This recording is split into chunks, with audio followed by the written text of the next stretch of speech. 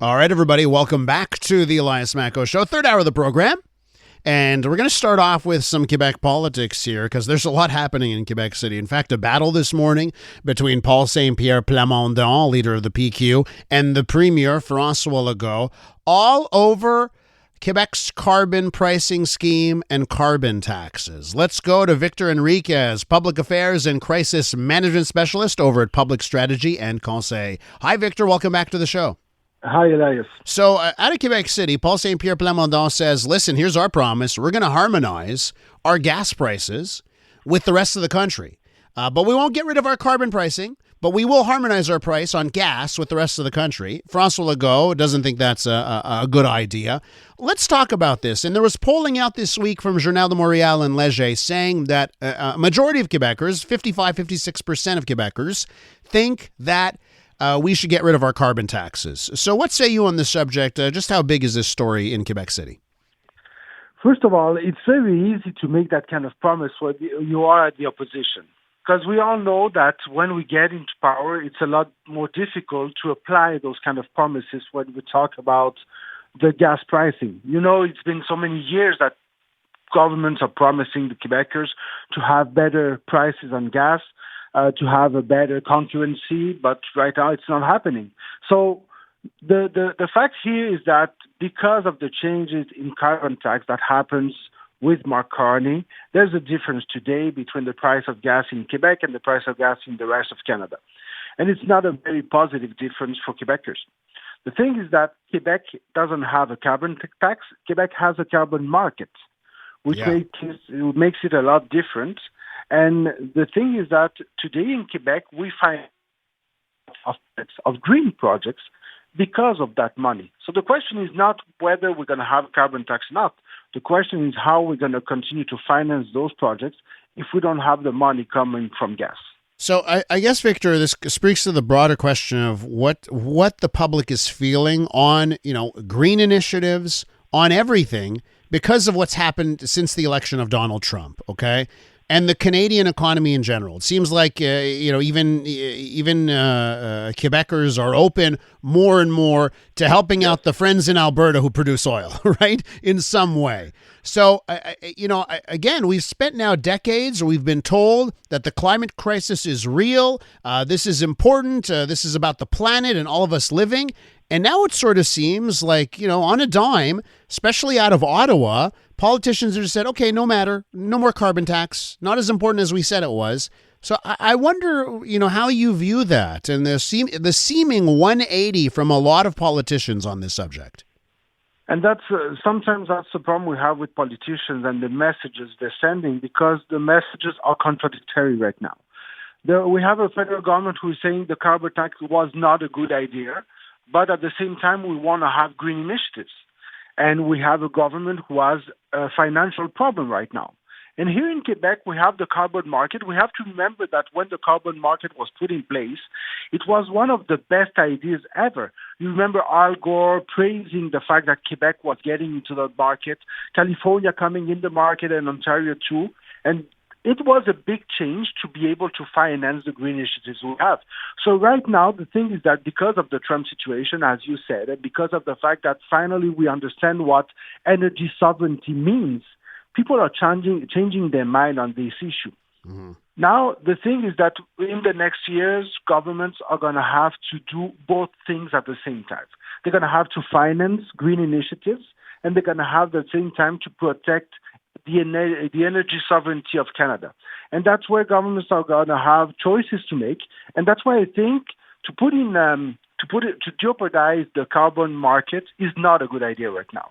And I think the government is on the right path trying to protect that, because it's not a good idea to take those kind of decisions right now. We're going to need that money. Last year, for people to know, it was $1.5 billion coming from that market in the hands of the government. If we don't have that money, someone is going to have to pay for that, and it's going to be our pockets through taxes, through new taxes that we're going to pay anyway. So Whether we pay in the gas price, whether we pay directly in taxes, we're going to pay those initiatives anyway. And the other thing is, what are our peer countries doing? And what makes this murky is if the United States is all full steam ahead economic growth, forget about the environment stuff, and China's doing much of the same, although Europe is not going down that path. It really will depend on what our peer countries do in this whole process. It's something to watch for. I want to get to one other subject, Victor, with you this morning, and it has to do with Netflix and all the other streaming services, because Quebec, we will table a bill in this province to legislate what shows up on the homepage when you open up Netflix or you open up Apple Music or Crave or Spotify. What do you think, Victor? Should the Quebec government be getting involved in what shows up on your streaming service? I think it's a good thing that the Quebec government tries to increase the discoverability. It's a very hard word to say for me and for lots of people at the same time. Yeah. But how we discover the French content in the platforms we use every day. And it's a subject that has been discussed with Quebec and with all Francophonie at the same time. So France was involved in those matters. And today we see that the Minister of Culture is doing a first step, putting in place a project to try to force those platforms to put the French content first. And I think it's a good idea to try. But at the same time, we all know, and we've seen that through GAFAMs and through all the federal debates on the change of law with Google and Meta, then those platforms, when you try to force them, they don't work like that.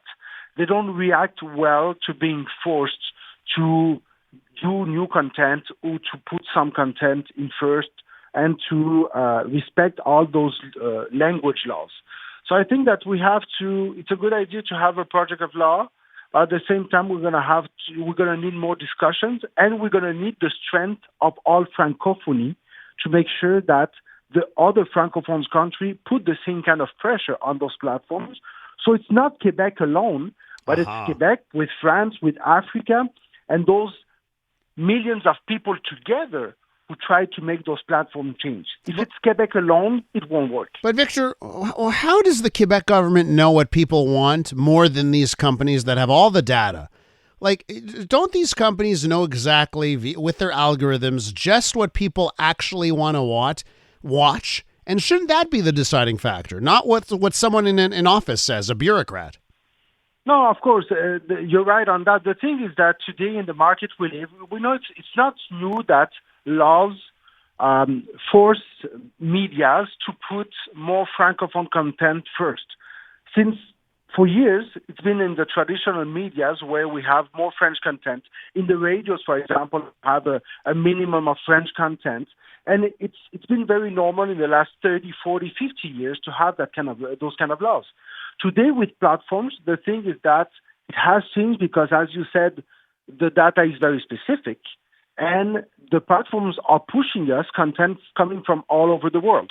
So I think it's the responsibility of the government to try to push more French content, more Quebec content, but at the same time they have to understand the limits they're going to have. And that's that you need to work with all the other Francophone countries, because if you try to work this alone as a province, you're not going to have any results. If you look at the Francophonie all over, if you look at all Francophone countries, then you can have some results, because for the platforms, those maybe 500 million people are a good market. But if we look at the Quebec market alone, it's a very small market for Netflix and other platforms. Victor, listen, that's an interesting point that I haven't heard brought up today. I've heard various people talk about this subject, so I want to thank you for adding your insight to that story and more on the show today. Thank you very much, Elias. Have a good day. You too. That's Victor Henriquez right there, Public Affairs and Crisis Management Specialist over at Public Strategy and Conseil.